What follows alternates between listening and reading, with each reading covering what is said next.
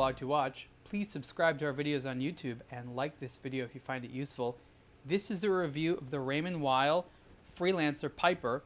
This is the brand's first ever pilot watch, and it's kind of done in association with Piper aircraft.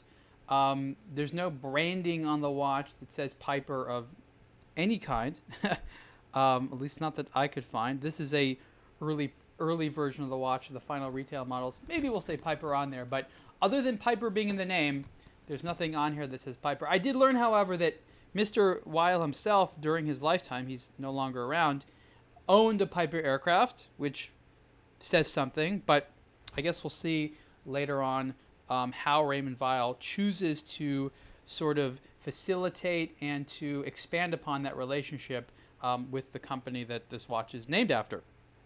So some people call it the Piper Pilot. Pilot isn't technically part of the word, but I'm going to call it the Piper Pilot because I think that sounds pretty charming. The case is 45 millimeters wide in titanium.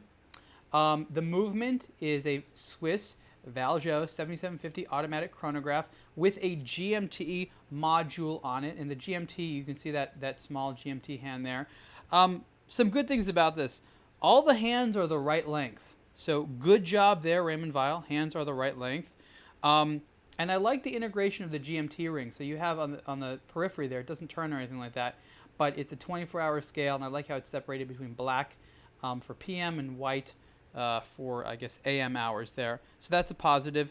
I do think that the markers in the GMT ring are a little bit confusing because you have little markers in between hours. I guess they're trying to be, well, I'm not actually sure. I think they're 20-minute markers, because you have here, for example, let's look at number 4 here, right? And let's just adjust the time. So you have two stuff. So that'd be 20 minutes, 40 minutes, 60 minutes. Okay, so there's 20-minute separators between the hours, which is not super useful. Maybe a 30-minute one, but these little 20-minute ones, just for me, they cause a little bit of confusion when trying to read the GMT scale at a glance, because you have these scales and you think like, oh, is that an hour marker? No. Is that a half-hour marker? No. That's a 20-minute marker. Just something you don't see that often.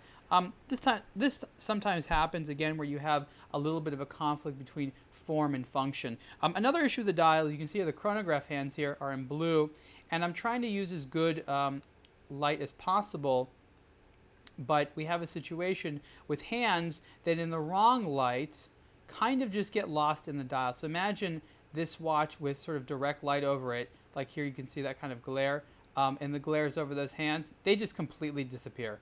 Over the hour and minute hands, you can still see that, but the chronograph hands just completely disappear. Now, I'm not saying it was a bad idea for Raymond Weil to make these hands blue. It's good that they chose a correct color, a matching color for all the chronograph hands, but they didn't need to make them shiny or polished. That's the number one thing I do not understand. Watch brands wanting to make elements on their dial shiny or polished. Now, sometimes it works fantastically when there's a flat polish, but when you have polish with a curvature, it starts to refract light in a way which you really don't want, because that glare reduces legibility.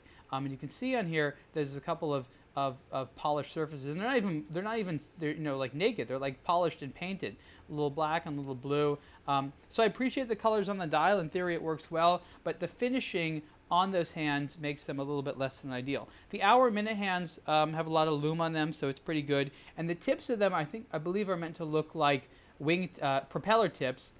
So they have those two little kind of squares at the tip, which is okay. It's not my taste, but it's fine.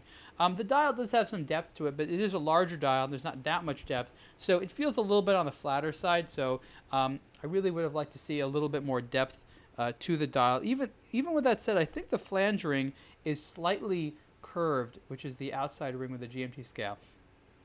And then, of course, they had to throw a tachymeter on the bezel engraved in the titanium, which looks fine, but is for the most part, entirely useless because nobody uses those things anyways. But from a stylistic perspective, it looks fine. Strap is quite comfortable. As I wrote in the review, I was slightly confused as to why, for their first pilot watch, Raymond Weil decided to use a perforated leather strap. Perforated leather straps, sorry, there you go. Perforated leather straps tend to be a little bit more common on racing watches. So you have something in the Freelancer collection which is kind of like one of their all-purpose sport watch collections. There's the Freelancer and the Nabucco. Um, and then so you have it in this collection. It really doesn't look that much like any other Freelancer in the collection. Then you give it a Pilot Watch name, and there's Pilot Watch, sort of theme elements on the dial. Then use a racing strap, a sort of conservative case style, which I think works okay in this benefit. It's kind of cool for the 45mm size, and the titanium works well.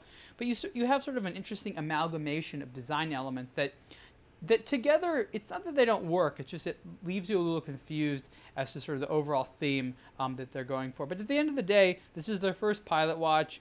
They're trying to do something a little bit new, and that's the hardest thing.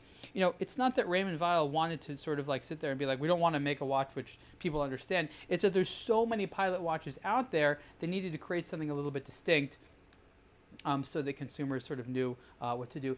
It's not terribly expensive. Retail price for the Raymond Weil Freelancer Piper is $3,495, and you can see the full review on aBlogtoWatch soon. Thanks.